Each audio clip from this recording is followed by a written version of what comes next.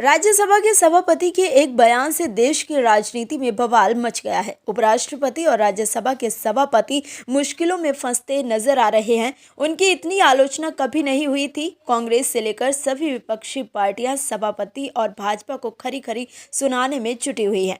एक तरफ जहां मल्लिकार्जुन खड़गे ने सभापति पर तीखा हमला बोला है, तो दूसरी तरफ भाजपा प्रवक्ता संबित पात्रा ने खड़गे पर जबरदस्त पलटवार किया है। दरअसल कांग्रेस अध्यक्ष मल्लिकार्जुन खड़गे ने बुधवार को उपराष्ट्रपति जगदीप धनखड़ की आलोचना करते हुए उन्हें सबसे बड़ा सरकारी प्रवक्ता बताया है। धनखड़ के खिलाफ अविश्वास प्रस्ताव लाने के नोटिस के बारे में उन्होंने कहा कि राज्यसभा में हंगामे की सबसे बड़ी वजह सभापति धनखड़ ही हैं। इतना ही नहीं, खड़गे ने आगे कहा कि 1952 के बाद से उपराष्ट्रपति को हटाने का कोई प्रस्ताव राज्यसभा में नहीं लाया गया, क्योंकि इस पद पर रहने वाले लोग निष्पक्ष और राजनीति से ऊपर थे और हमेशा नियमों के अनुसार सदन चलाते थे। दरअसल इंडिया गठबंधन ने सभापति जगदीप धनखड़ को हटाने की मांग को लेकर राज्यसभा में प्रस्ताव लाने के लिए नोटिस सौंपा है। खड़गे ने विपक्ष के इस कदम पर टिप्पणी करते हुए ये बातें कही हैं। खड़गे ने आगे कहा कि अब सदन में नियमों से ज्यादा राजनीति हो रही है। राज्यसभा सभापति एक हेडमास्टर की तरह स्कूल चला रहे हैं। उन्होंने कहा कि सभापति ने जानबूझकर विपक्ष द्वारा उठाई गई चर्चा को दबाया। विपक्ष की ओर से जब भी महत्वपूर्ण मुद्दे नियमानुसार उठाए जाते हैं, तो सभापति योजनाबद्ध तरीके से चर्चा की अनुमति नहीं देते हैं। बार बार विपक्षी नेताओं को बोलने से रोका जाता है। खड़गे यही नहीं रुके, उन्होंने आगे कहा कि धनखड़ अपनी अगली तरक्की के लिए सरकार के प्रवक्ता के रूप में काम कर रहे हैं।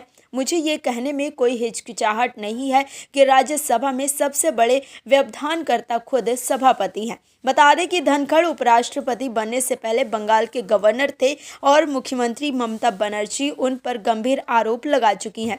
ये भी आरोप है कि उन्होंने बंगाल की टीएमसी सरकार को इतना परेशान किया कि उसके बदले पीएम मोदी ने उनके उपराष्ट्रपति बनने का रास्ता साफ किया। पीएम मोदी के सामने धनखड़ का शिष्टाचार मशहूर हो चुका है।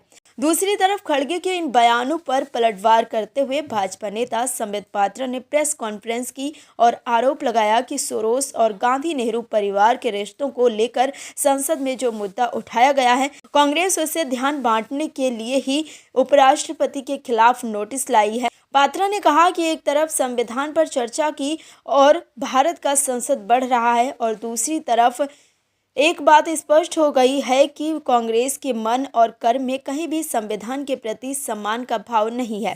पात्रा ने आगे कहा कि पहली बार राज्यसभा में भारत के उपराष्ट्रपति के खिलाफ अविश्वास प्रस्ताव लाने का नोटिस विपक्ष द्वारा दिया गया है। सोरोस फाउंडेशन से पैसा लेकर देश को अस्थिर करने का जो षड्यंत्र है, उसमें सोनिया गांधी, राहुल गांधी और पूरा गांधी परिवार संलिप्त है। जब इस विषय को संसद और संसद के बाहर उठाया गया, तो आनन फानन में इस विषय से अपने आप को दूर करने के लिए और भटकाने के लिए धनखड़ जी के खिलाफ ये अविश्वास प्रस्ताव लाने का प्रयास कांग्रेस और उनके कुछ साथी दलों ने किया है।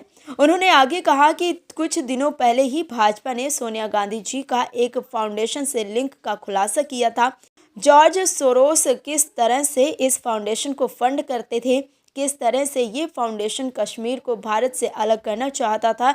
जब ये विषय उठा, तब इन्होंने अविश्वास प्रस्ताव पर बात की। पात्रा ने इस मुद्दे को जातीय बताते हुए कहा कि आप एक जाट उपराष्ट्रपति के ऊपर इस तरह के आक्षेप लगा रहे हैं। आप उन्हें किसी न किसी तरह कलंकित करने की कोशिश कर रहे हैं। मैं आपको बता दूं कि एक किसान पुत्र और जाट कभी नहीं झुकता है। जाट का सम्मान हिंदुस्तान में सदैव बरकरार और अडिग रहेगा।